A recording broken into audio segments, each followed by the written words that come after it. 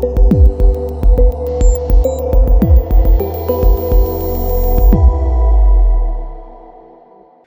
இப்போ ஃபிலாசபி பார்த்தோம்னா ஒரு இன்ட்ரெஸ்டிங்கான ஒரு ஏரியா. அதுவும் குறிப்பாக ஒவ்வொரு இண்டிவிஜுவலுக்கும் பர்சனலாக அவருக்குன்னு ஒரு ஃபிலாசபி இருக்கும். நீங்கள் அதுக்கு ஒரு சேனலே வச்சுருக்கீங்க. தத்துவ பேச்சுன்னு ஒரு ஃபிலாசபி ஃபோக்கஸ் பண்ணுறதுக்கு ஒரு சேனலே வச்சுருக்கீங்க. நீங்கள் ரொம்ப பிஸியான இண்டிவிஜுவல்னு தெரியும். ஸோ ஒரு சேனலை ஸ்டார்ட் பண்ணி டெய்லி வீடியோ போடுறீங்கன்னா அதுக்கு முக்கியத்துவம் கொடுக்குறீங்கன்றதான் பொருள்.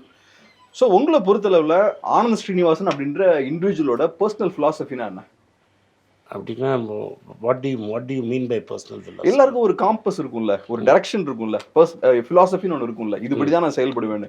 மேபி கான்ஷியஸா இல்லைனா கூட நமக்கு நியாயம் தர்மம்னு இருக்கும்ல. அதான் வாட் எவர் இஸ் எத்திக்கல், எது நியாயம் எது தர்மம் படுதோ அதுபடி நடக்கணும். எது நியாயம் தர்மம்ன்றது எப்படி டிசைட் பண்ணுவீங்க? To be I don't want to hurt anybody. Okay. I want to stand for what is correct. That is இந்தியாவை வந்து I am a child of India, that is 1960s India. I was born in 1960s. So I am Nehru's child or Nehru's grandson. So I am a Nehruvian secular Indian. So என் ரிலிஜனுங்கிறது என் வீட்டுக்குள்ளே எனக்கு எவ்வளோ தூரம் என் ரிலிஜனை practice பண்ணுறதுக்கு கடமை இருக்கோ, ரைட் இருக்கோ, அவ்வளோ தூரம் கேப்ரியலுக்கு அவனோட ரிலிஜனை ப்ராக்டிஸ் பண்ண ரைட் இருக்குது. அது அவ்வளோ தூரம் முகமதுன்னு எனக்கு ஃப்ரெண்டு ஒருத்தர் இருந்தானா அவனுக்கு அவனோட ரைட் இருக்குது. நான் வந்து வெஜிடேரியனாக இருக்கணும். My friend has the right to sacrifice a lamb and eat that. அவனை நான் கைட் பண்ண முடியாது.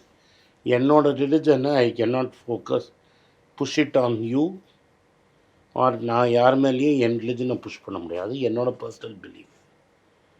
வாழ்க்கையை இப்படி தான் நடத்தணும்னு ஒரு ஃபிலாசபி இருக்குது. அந்த ஃபிலாசபி நான் வந்து பொய் சொல்ல மாட்டேன், திருட மாட்டேன், மற்றவன் பொருளுக்கு ஆசைப்பட மாட்டேன். Whatever is considered normally தப்புங்கிறத செய்ய மாட்டேன். அவ்வளோதான் என்னோடய ஃபிலாசபி. இப்போ நான் உங்களோட அந்த தத்துவ பேச்சு சேனல் பார்க்கும்போது பர்சனலாக நான் பார்க்குற விஷயம் எதுனா, ஒரு நம்மளோட பர்சனல் டெவலப்மெண்ட்டுக்கு நிறைய விஷயங்கள் நீங்கள் பேசுகிறீங்க. இன்டர்னலாக நம்ம எப்படி நம்மளை டெவலப் பண்ணிக்கலாம், நம்மளோட வீக்னஸ் எப்படி ஓவர் கம் பண்ணலாம், ஃபெயிலியர்ஸ் பற்றி, சக்ஸஸ் பற்றி நிறைய விஷயங்கள் பேசுகிறீங்க. ஸோ அதுலேருந்து ஒரு விஷயம், இப்போ உலகத்தில் 100 பேர் இருக்காங்கன்னா 98 பேர் ஃபெயிலியர்ஸ் தான். 2 பேர் தான் ஜெயிப்பாங்க. 98 பேர் ஏறக்குறைய அவங்க ஃபெயிலியர்ஸ் தான். ஸோ நிறைய பேர் தோக்குறாங்க. தோல்வியை வந்து எல்லாருமே ஃபேஸ் பண்ணியிருப்பாங்க.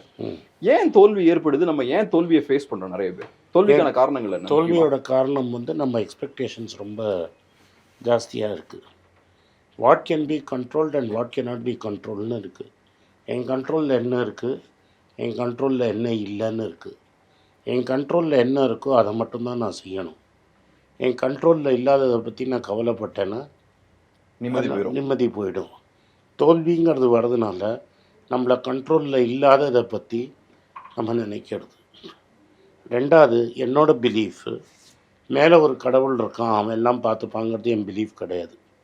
The world is rational and random. யாருக்கு வேணால், எங்கே வேணால், எப்போ வேணால், எது வேணால் நடக்கணும். வரதை எதிர்கொண்டு நம்ம போக வேண்டிதான். வரதை எதிர்கொள்ளடா கர்ணா அப்படிமா ஒரு பாட்டில் கண்ணதாசன். ஸோ அது மாதிரி வரதை நம்ம அக்செப்ட் பண்ணிக்கணுமே தவிர, வரதை நான் ரெசிஸ்ட் பண்ணேன்னா தோல்வி வருது. வரதை நான் அக்செப்ட் பண்ணிக்கிட்டேன்னு I don't have any problem. In fact 2019 நாங்கள் எலெக்ஷன் தோற்ற அன்றைக்கி யாருமே சேனலுக்கு போக மாட்டேன்னாங்க. நான் ஃபஸ்ட்டு போய் சேனலில் உட்காந்தேன். Because I thought and I still believe மக்கள் எனக்கு ஒரு இம்பார்ட்டன்ட் ரோல் கொடுத்துருக்காங்க to be an opposition. Even today people have given me a role to sit in the opposition space. அது ஒரு important role in a democracy. நீங்கள் என்ன நினைக்கிறீங்க, ஜெயிச்சா தான் அரசியல்னு நினைக்கிறீங்க? To be in opposition is also a respect. To hold the government account is my job. அந்த ஒரு அரசாங்கத்தை கணக்கு கேட்க வேண்டியது என்னோடய வேலை. அந்த பொறுப்பை எனக்கு கொடுத்துருக்காங்க. அந்த பொறுப்பை நான் செய்யணும். தமிழ்நாட்டில் ஆளுங்கட்சி பக்கமாக தான் எங்களுக்கு ஓட்டு போட்டிருக்காங்க. நான் ஒர்க் பண்ணது காங்கிரஸ் கட்சிக்காக. நான் கேண்டிடேட்டுக்கெலாம் ஒர்க் பண்ணேன். எங்கள் கட்சி தான் பவரில் இருக்குது. ஸோ என்கிட்ட சில பேர் கேட்பாங்க, நீங்கள் ஏன் திமுக கேள்வி கேட்க மாட்டீங்க? மக்கள் அந்த வேலையை எனக்கு கொடுக்கல. மக்கள் அந்த வேலையை அதிமுக கொடுத்துருக்காங்க, பிஜேபி கொடுத்துருக்காங்க, பாமக கொடுத்துருக்காங்க. நீங்கள் அவங்கள தான் போய் கேட்கணும்.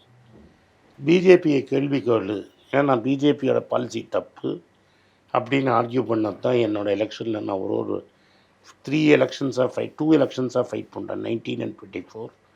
2 எலெக்ஷன்லேயும் என்னோடய ஆர்கியூமெண்ட் வந்து பிஜேபி ஒரு ராங் பார்ட்டின்னு. So I take it as a pride that from me. மக்கள் எனக்கு ஓட்டு போட்டது வந்து it is make me sit in the opposition. 2014 56 ஓட்டு தான் இருந்தது. 2018 அது 58 59 ஆச்சு. We didn't do a good job. 2019 we are now at 102. 99 seat நாங்கள் ஜெயித்தோம். 3 பேர் எங்கள்கிட்ட சேர்ந்துட்டாங்க. 102 சீட்டு கொடுத்துருக்காங்க. They have doubled our position, almost doubled our position. அப்போ என்ன சொல்லியிருக்காங்க, நீ பண்ண வேலை நல்லா இருந்தது, but not yet enough to sit in the கவர்மெண்ட்டுன்னு தான் நான் பார்க்கணும். So I have to double down and ask more questions. அதுதான் என்னோடய வேலை. அதை நான் ஏன் தோல்வியாக பார்க்கணும்?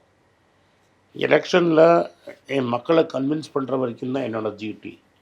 அந்த ஓட்டை எண்ணி ஓட்டை டிசைட் பண்ண வேண்டியது மக்கள். மக்கள் அது மாதிரி ஓட்டு ஆல் இண்டியா தமிழ்நாட்டில் நாங்கள் 2 வாட்டி எல்லா சீட்டும் ஜெயித்தோம். பட் ஆல் இண்டியா தான் மக்கள் அதுக்கு தான் ஓட்டு போட்டாங்க. அந்த வேலையை தான் நான் செய்யணும். ரைட். அது மாதிரி வாழ்க்கையில் எனக்கு இது நான் personal experience and this an answer. நான் ஏன் டிஎம்கே கேள்வி கேட்க மாட்டேங்க, நீங்கள் என்ன கேட்குறீங்க? மக்கள் என்ன டிஎம்கே கேட்குற ஓட்டு போடலை. மக்கள் டிஎம்கேயோட சேர்ந்து ஆட்சி பண்ண தான் எங்களை சொல்லியிருக்காங்க. மேண்டேட் அதான். ஓகே. என்னோடய மேண்டேட் அதுதான். எனக்கு பர்சனல் மேண்டேட் அதுதான். அது மாதிரி என்னோடய கண்ட்ரோலில் என்ன இருக்குது, என்னோடய கண்ட்ரோலில் என்ன இல்லைன்னு தான் நான் பார்க்க முடியும். என் கண்ட்ரோலில் இருக்கிற வேலையை நான் ஒழுங்காக செஞ்சேன்னா, if something random happens in me, you have to learn to accept it. அது இப்போ ஆல் ஃபெயிலியர்ஸ் கம். இந்த எல்லா தோல்வியும் வாழ்க்கையில் ஏன் வருதுன்னா, கண்ட்ரோல் இல்லாத விஷயத்தை நீங்கள் எக்ஸ்பெக்ட் பண்ணுறதும் அதை அக்செப்ட் பண்ணிக்காமல் இருக்கிறதுனால தான்.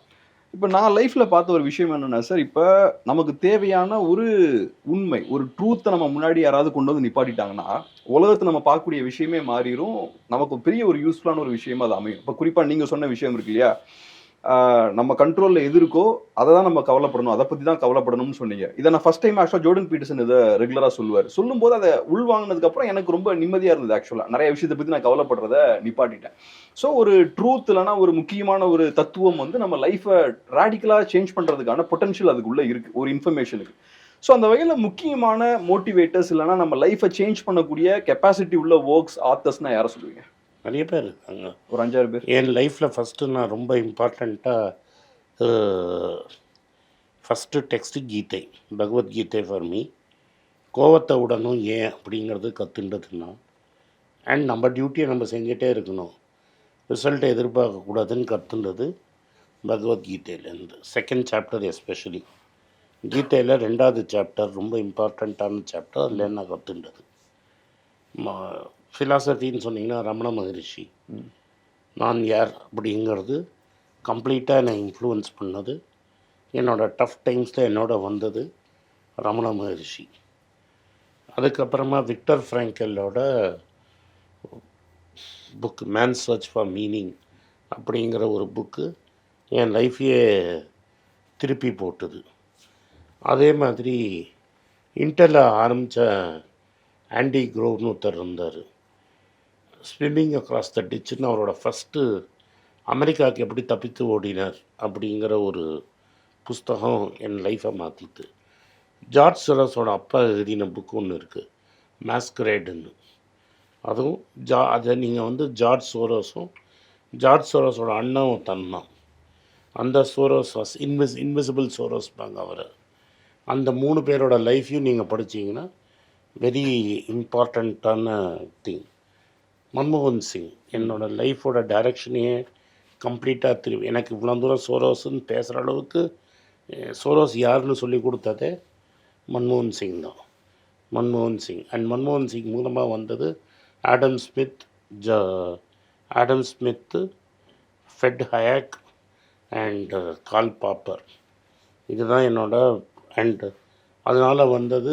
ஸோ மன்மோகன் சிங் அறிமுகப்படுத்தி வச்சாருன்றீங்க? ஆமாம், இது எல்லாமே சொரோஸ்லேருந்து இது வரைக்கும் எனக்கு வந்ததே மன்மோகன் சிங்னால். இந்த சொரோஸ் படித்ததுனால தான் எனக்கு ஸ்பினோசா த ஃபிலாசபர், ஸ்பினோசா, செனக்கா, பஃபெட், கிரஹாம் இது எல்லாமே மன்மோகன் சிங்லேருந்து வந்தது தான்.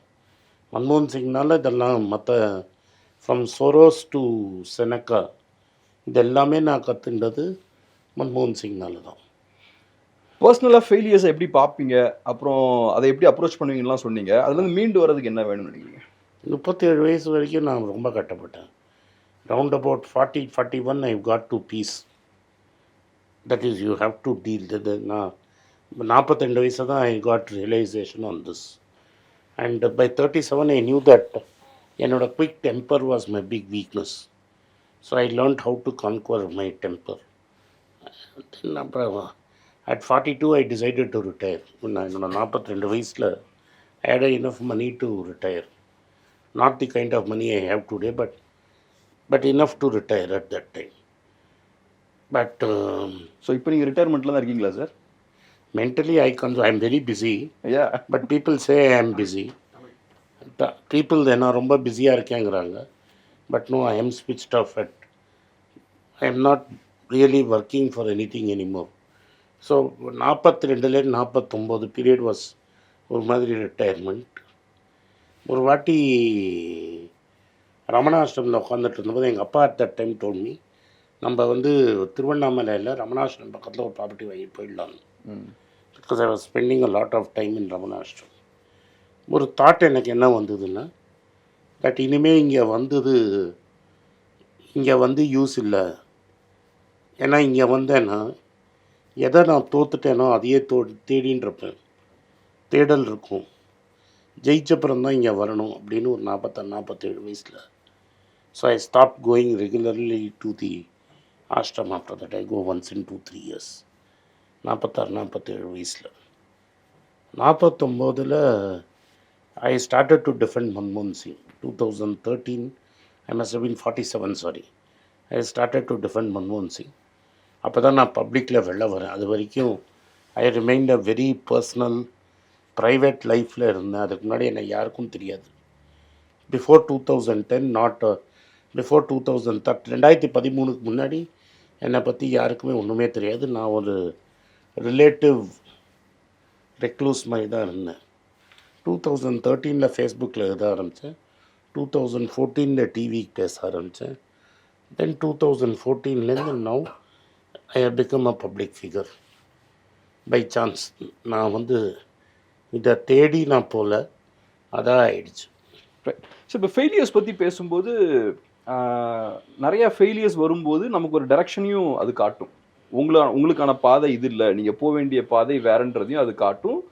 டெஸ்டினேஷனுக்கு நம்மளை கொண்டு போய் விடுறதுக்கும் அது யூஸ்ஃபுல்லாக இருக்கும். ஸோ ஒரு வகையில் நம்மளோட பர்பஸையும் அது காட்டி கொடுக்கும். ஸோ உங்களை பொறுத்தளவில் நம்மளோட பர்பஸை போய் ரீச் பண்ணுறதுக்கு நம்மளோட பர்பஸ் என்னன்றதை கண்டுபிடிக்கிறது எப்படின்னு நினைக்கிறீங்க?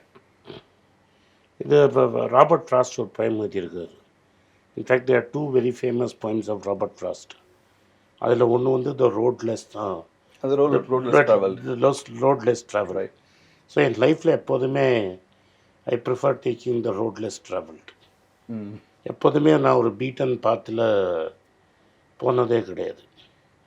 2013-14 நான் பிறந்த இனத்தினால, நான் பிறந்த கேஸ்ட்னால, if I taken the popular road, people tell me by now I would have been a Rajya Sabha member. And I had offers also. So, but I wanted to do what I thought was right.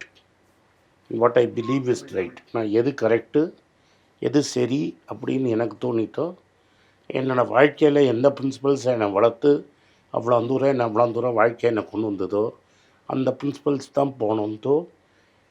Completely the world was again, என்னோடய world view வந்து completely against தட்டாக இருந்தாலும், that is என்னை சுற்றி இருக்கிறவங்க எல்லாருமே அது அகேன்ஸ்டாக இருந்ததுனாலையும் I took that road less taken.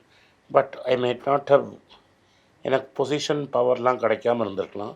But மக்களோட அன்பும் ஆதரவும் இந்த பாத்தினால் தான் கிடச்சிதுன்னு நான் நம்புகிறேன். எங்கே நான் தமிழ்நாட்டில், எங்கே இந்தியாவில், நம்ம உலகத்தில் போனாலும் தமிழர்கள் நிறுத்தி என்கிட்ட பேசுகிறாங்க. அது வந்து I might have lost some relatives, என்னோட some friends I might have lost. But மக்கள்கிட்ட நான் ஏராளமாக கெயின் பண்ணியிருக்கேன். I have lost marriage invitations, என்னை கூப்பிடாமல் இருந்திருக்காங்க. சாவில் என்கிட்ட பேசாமல் இருந்திருக்காங்க. இவன் ஏன் வந்தான் டெத்துக்குன்னா இருந்திருக்கேன் இன் மை ஏர்லி பீரியட்ஸில். பட் பிகாஸ் நான் அந்த ரோட்லெஸ் ட்ராவலில் இருந்ததுனால and I believe what I did was right. People of Tamil மக்களும் உலகத்தில் எங்கே தமிழ் மக்கள்லாம் இருக்காங்களோ அவங்க என்ன ஆதரிச்சிருக்காங்க, கட்டி பிடிச்சிருக்கிறாங்க. அந்த லாஸ் ஆஃப் கம்யூனிட்டி என்னோட பிறந்து வளர்ந்த கம்யூனிட்டியோட லாஸை இது ஈடுகட்டியிருக்குன்னு தான் நான் சொல்லுவேன். இப்போ நான் பார்த்த அளவில் நீங்கள் ரோட் லெஸ் ட்ராவல் பற்றி பேசுனீங்க, அது ரைட். அது இன்னொரு சைடு என்னென்னா யங்ஸ்டர்ஸ் எல்லாருமே எடுத்துக்கோங்களேன், உங்களுக்கு என்ன ஆகணும்னு கேட்டிங்கன்னா அவங்களுக்கு பெரிய கிளாரிட்டி இருக்காது. எல்லாரும் இன்ஜினியரிங் படிக்கிறாங்க, நான் இன்ஜினியரிங் படிக்கிறேன், டாக்டர் படித்தா நல்லா சம்பாதிக்கலாம், இல்லைனா எம்பிஏ படித்தா நல்லா பெரிய ஒரு கார்பரேட்டில் போய் ஒர்க் பண்ணலாம், கம்பெனியில் ஒர்க் பண்ணலாம். ஆனால் நான் யார், எனக்கு என்ன தேவை அப்படின்ற கிளாரிட்டி பெருசாக இருக்காது. அது எப்படி கண்டுபிடிக்கலாம்னு நினைக்கிறீங்க? படித்தா தானே வரும். நம்ம படிக்கிறதையே கொண்டுட்டிங்களே. இப்போ என்னோடய டைம்லலாம் படிக்கிறத தவிர வேறு ஆப்பர்ச்சுனிட்டியே கிடையாது, டிவியே கிடையாது. டிவி வந்து நான் 8th 9th படிக்கிறச்ச தான் ரெகுலர் வந்து சேட்டலைட் சேனல் வரத்துக்குள்ள நான் காலேஜே முடிச்சிட்டேன். பட் அஃப்கோர்ஸ் நான் சவுதியில் இருந்தேன் பல வருஷம், அதனால் எனக்கு சேட்டலைட் சேனல் தெரியும். So we had to read நாங்கள் நியூஸ் பேப்பர் தான் படித்தாங்க. ஸோ 3ஆம் கிளாஸ்லேருந்தே நான் ஹிந்து படிச்சிருக்கிறேன். 78ல் ஃபஸ்ட்டு பயோகிராஃபி படித்தேன், என்சைக்ளோபீடியா படித்தேன். I was 9 or 11 years old when I read my first biography, encyclopedia. ஃபுல்லாக படித்தேன், கவர் டு கவர், ஒரு ஹாலிடேயில். எவ்வளோ வால்யூம்ஸ்? ஒரு பெரிய வால்யூம் இருந்தது. ஓகே. 1500 பேஜ். ஓகே. ஸோ அது ஐ மக்டப்னா என்னதுன்னா, எனக்கு ஒரு நேச்சுரல் மெமரி இருந்தது. அதில் நான் நெவர் ஸ்டாப் ரீடிங். ஒரு 10,000 புஸ்தகம் படிச்சிருப்பேன் நான். இன்றைக்கும் நான் புஸ்தகம் படித்தேன். இப்போ ரீசெண்டாக சோழர்களை பற்றி ஒரு புஸ்தகம் படித்தேன். It disturb me so much. இது வரைக்கும் நான் சோழர்களை பற்றி நினச்சதை கம்ப்ளீட்டாக அதை வேறு மாதிரி தூக்கி போட்டுடுச்சு. I am not able to deal with that reality even today. யார் எழுது நமக்கு இந்த lords of the Deccan book எழுது அந்த அது பிள்ளை மனு. இது ஒன்று கரண் செட்டின்னு ஒரு பையன் எழுதியிருக்கான். Remarkably researched. அதனால் இன்னும் அதை I'm not able to digest that book. அது நான் இத்தனை நாள் நான் ஹிஸ்ட்ரின்னு நினச்சது ஹிஸ்ட்ரி இல்லை அப்படின்னு தூக்கி வாரி போட்டது என்ன அந்த புஸ்தகம். ஏன்னா I was so influence by கல்கியோட பொன்னியின் செல்வன் தான் தமிழ்நாட்டில் நரேட்டிவ். அந்த நரேட்டிவ் உண்மை இல்லைங்கிறது அந்த புஸ்தகம் காமிச்சது. That is why it was very important. Change. அதனால் புஸ்தகம் தான் only way to get knowledge. நம்மளை பற்றி புரிஞ்சுக்கிறோம், அதான் ஒன்லி வே. ரைட். ஸோ இப்போ சேஞ்சுன்றது ரொம்ப அவசியம். இப்போ உங்கள் லைஃப்லேயே அந்த நம்ம டைரக்ஷனை மாற்றணும், கம்ப்ளீட்டாக நம்ம பண்ணிட்டு இருக்க விஷயங்களை தூக்கி போட்டு புதுசாக ஒன்று பண்ணணும் நீங்கள் நினைக்கும் போது தான் உங்களுக்கு பெரிய க்ரோத் கிடச்சிருக்கு. பட் சேஞ்சுன்னு வரும்போது அதில் நிறைய இன்செக்யூரிட்டிஸ் இருக்குது, பயம் இருக்குது. அதை மாற்றத்தை எப்படி அப்ரோச் பண்ணணும்னு நினைக்கிறீங்க? Change is இன்னோவேட்டபிள். ஸ்டெபிலிட்டிங்கிறது ஒன்றுமே கிடையாது. நீங்கள் மீடியாவில் இருந்திருக்கீங்க. என்னோடய லைஃப் டைமில் ஹிந்து காலி ஆகிடும் நான் நினச்சே பார்க்கல. இன்னைக்கு ஹிந்து இஸ் பேசிக்லி இரலவெண்ட். மெட்ராஸில் ஹிந்து நியூஸ் பேப்பர் இரலவெண்ட் அப்படின்னு நான் சொல்லுவேன்னு நான் நினச்சி பார்த்ததே கிடையாது. But the truth is Hindu is irrelevant today. இப்போ கூகுள்லாம் அசைக்கவே முடியாதுன்னு நினச்சேன். இப்போ ஏஐ வந்ததுக்கப்புறம் கூகுளில் சேலஞ்ச் பண்ணுதுன்றாங்க, artificial intelligence. See, I do not know whether Google is challenged, but it can be challenged. சேலஞ்ச்னு சொல்கிறாங்க. Right. It can be. Right. இன்றைக்கி நான் இன்டர்நெட்டில் டேபிளே கூகுள் தான். Right. The table is Google. Right. On that you have several games. Right. இந்த டேபிளவே ஆடுறதுக்கு வாய்ப்பு இருக்குது. But I should be willing to. நான் ஃபேஸ்புக் தான் எழுத ஆரம்பித்தேன். ஃபேஸ்புக்கில் இங்கிலீஷில் எழுதிட்டு இருந்தேன். அது ஃபேஸ்புக்கில் இங்கிலீஷில் எழுதிட்டு இருந்தேன். அதுக்கப்புறமா தந்தி டிவி போனேன். தந்தியிலேருந்து என்ன சந்தியில் 2 டிவி 2 அப்பியரன்ஸில் கட் பண்ணிட்டாங்க. அதுக்கப்புறம் நான் வந்து நியூஸ் 7 செந்தில், என் ஃப்ரெண்டு செந்தில் இப்போ தமிழ் கேள்வி சேனல் நடத்துகிறாரு. அவர் தான் ரிப்பீட்டடாக ஒரு 30 நாள் சான்ஸ் கொடுத்தாரு. So that made me what I ஆம் டுடே. ஸோ எனக்கு தெரியாத பாஷை தமிழ், எனக்கு ரொம்ப பாண்டியத்தியம் இல்லாத பாஷை. என்னால் தமிழில் எழுதலாம் முடியாது, கஷ்டப்பட்டு படிப்பேன், அவ்வளோதான். பட் எனக்கு அந்த தமிழ் தான் எனக்கு இந்த வாய்ப்பை கொடுத்தது. நான் வந்து என் ஒய்ஃப் வந்து ஒரு ரூரல் பேக்ரவுண்டு. நான் ரூரல் பேக்ரவுண்டில் இருக்கிற ஒரு பொண்ணை எங்கள் அம்மா எனக்கு கல்யாணம் பண்ணி, லவ்வெல்லாம் கிடையாது, எங்கள் அம்மா தான் கல்யாணம் பண்ணி வச்சாங்க. எங்கள் அம்மா அந்த பொண்ணை என்னை கல்யாணம் பண்ணி வச்சிருக்கலன்னா எனக்கு தமிழ் இவ்வளோ தூரம் கற்றுட்டு இருந்திருப்பேனாலே எனக்கு தெரியாது. ஸோ நான் தமிழ் கற்றுன்றது ஆக்சிடெண்ட்.